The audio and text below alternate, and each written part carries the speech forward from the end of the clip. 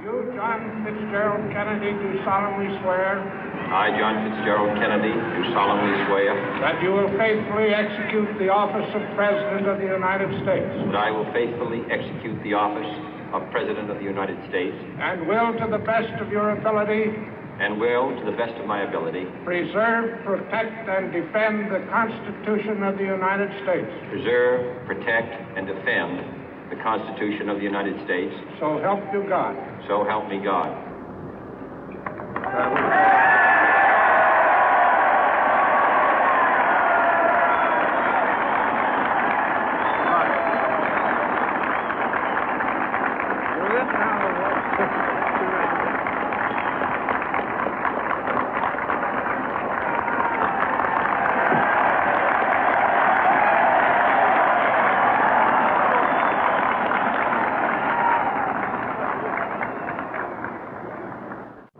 Vice President Johnson, Mr. Speaker, Mr. Chief Justice, President Eisenhower, Vice President Nixon, President Truman, Reverend clergy, fellow citizens. We observe today not a victory of party, but a celebration of freedom, symbolizing an end as well as a beginning, signifying renewal as well as change. For I have sworn before you and Almighty God the same solemn oath our forebears prescribed nearly a century and 3/4 ago. The world is very different now, for man holds in his mortal hands the power to abolish all forms of human poverty and all forms of human life. And yet the same revolutionary beliefs for which our forebears fought are still at issue around the globe. The belief that the rights of man come not from the generosity of the state, but from the hand of God. We dare not forget today that we are the heirs of that first revolution.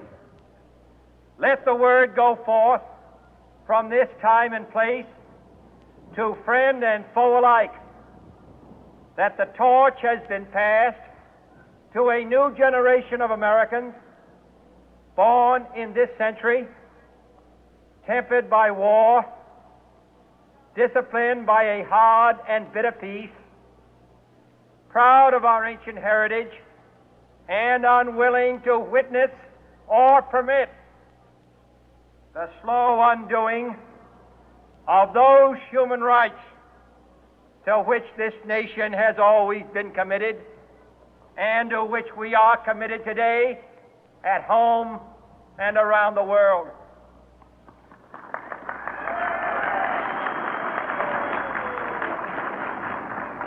Let every nation know, whether it wishes us well or ill, that we shall pay any price, bear any burden, meet any hardship, support any friend, oppose any foe to assure the survival and the success of liberty.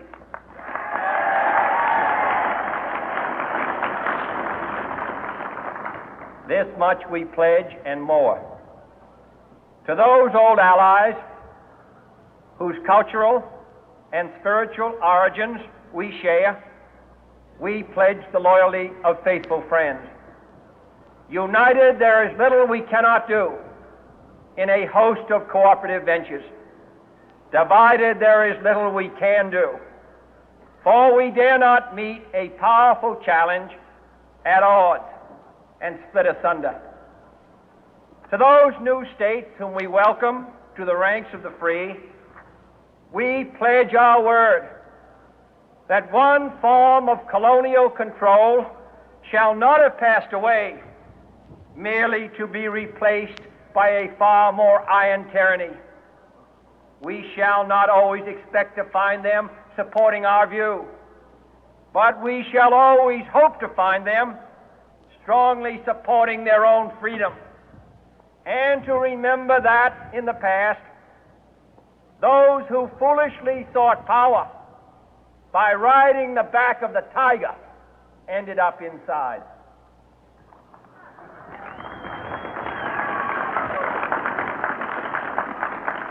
To those people in the huts and villages of half the globe struggling to break the bonds of mass misery, we pledge our best efforts to help them help themselves for whatever period is required, not because the communists may be doing it, not because we seek their votes, but because it is right.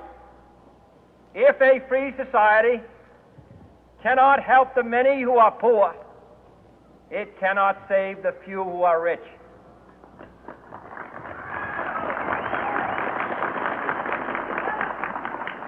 To our sister republics south of our border, we offer a special pledge to convert our good words into good deeds, in a new alliance for progress, to assist free men and free governments in casting off the chains of poverty. But this peaceful revolution of hope cannot become the prey of hostile powers. Let all our neighbors know that we shall join with them to oppose aggression or subversion anywhere in the Americas. And let every other power know that this hemisphere intends to remain the master of its own house.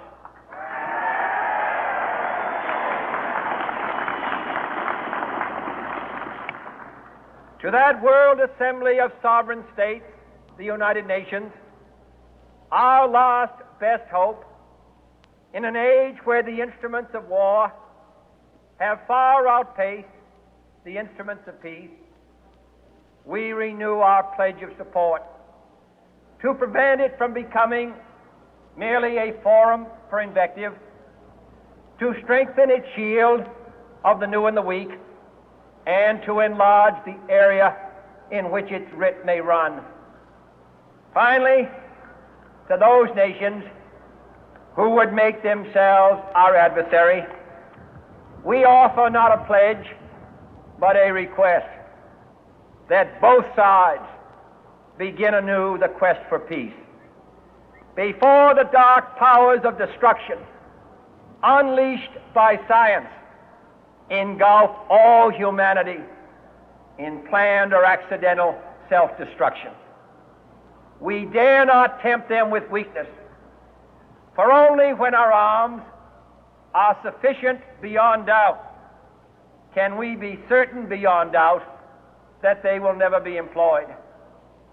But neither can two great and powerful groups of nations take comfort from our present course, both sides overburdened by the cost of modern weapons, both rightly alarmed by the steady spread of the deadly atom, yet both racing to alter that uncertain balance of terror that stays the hand of mankind's final war. So let us begin anew, remembering on both sides that civility is not a sign of weakness, and sincerity is always subject to proof.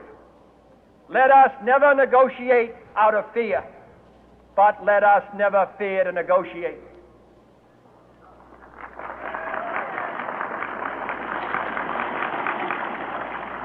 Let both sides explore what problems unite us, instead of belaboring those problems which divide us. Let both sides, for the first time, formulate serious and precise proposals for the inspection and control of arms, and bring the absolute power to destroy other nations under the absolute control of all nations.